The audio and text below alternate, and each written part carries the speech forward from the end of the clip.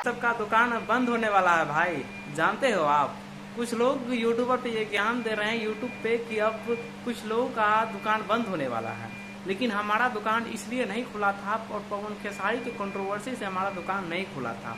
हमारा दुकान इसलिए खुला था कि भोजपुरी को में सुधार आए, भोजपुरी में जो है विकास की तरफ जाए, भोजपुरी में किसी भी तरह का कोई कंट्रोवर्सी ना रहे।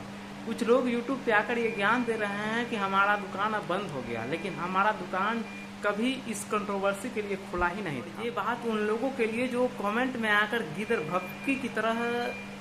की तरह और कुत्ते की तरह जो दहाड़ मारते हैं ना, आपको बता देना चाहते हैं कि आप जो कमेंट में गलियाते हैं और जान से मारने की जो धमकी देते हैं, आप किसी का कुछ नहीं उखाड़ सकते हैं, ये गारंटी देते। कुछ लोगों की मैं बात कर रहा हूँ, जो लोग जातिवादी मानसिकता के हैं, जो लोग ये समझते हैं कि हमारे जात ऊपर है और उसके जात नीचे है, उन लोगों के लिए मैं ये बोल रहा हूँ कि आप लोग जो जातिवादी की मानसिकता लेकर ये चले हैं ना बाजार में, एक दिन आपको पछताना पड़ेगा और जब आप गिरेंगे तो किसी दूसरे जाति के लोग ही आपको उठाएंगे। बाकी ये दुकान हमेशा चलता रहेगा और आप सब जब इस दुकान पे भरोसा किए हैं तो आपके भरोसे को कभी तोड़ा नहीं जाएगा इस दुकान से और ना ही इस चैनल से।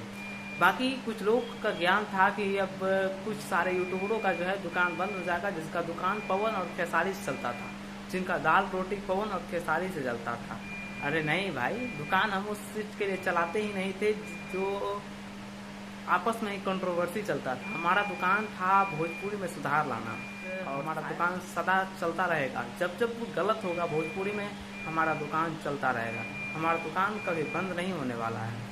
बाकी कुछ लोगों का ज्ञान देना ये बहुत आवश्यक है कि आप भी थोड़ा सचेत रहिए और जातिवादी मानसिकता वाले लोगों से बच के रहिए, क्योंकि ऐसे लोग बहुत ही खतरनाक होते हैं।